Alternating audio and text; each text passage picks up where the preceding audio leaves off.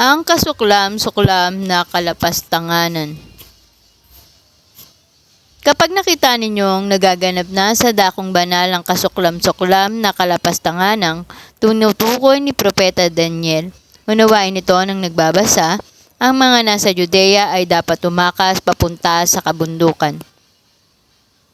Ang nasa bubungan ay huwag nang mag-aksaya ng panahon na kumuha pa ng kahit ano sa loob ng bahay.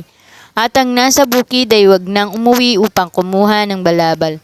Sa mga araw na iyon, kawawa ang mga nagdadalang tao at mga nagpapasuso. Ipinanalangin ninyo sa inyong pagtakas ay huwag mapataon sa taglamig o sa araw ng pamamahinga.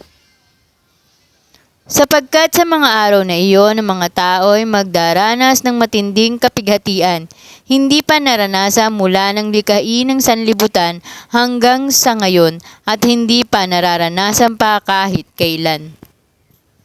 At kung hindi pinaikli ng Diyos ang mga araw na iyon, walang taong maliligtas, ngunit alang-alang sa mga hinirang, paiikliin ng Diyos ang mga araw na iyon. Kung may magsasabi sa inyo, narito ang Kristo o naroon siya'y huwag kayong maniwala.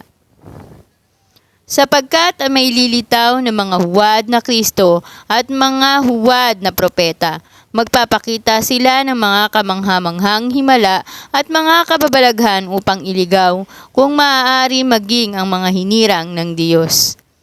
Tandaan ninyo, ipinagpaun ako nang sabihin ito sa inyo.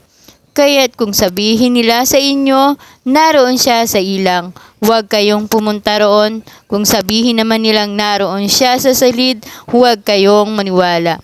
Sapagkat darating ang anak ng tao na parang kidlat na gumuguhit mula sa silangan hanggang sa kanluran. Kung nasaan ang bangkay, doon nagkakatipon ang mga buitre.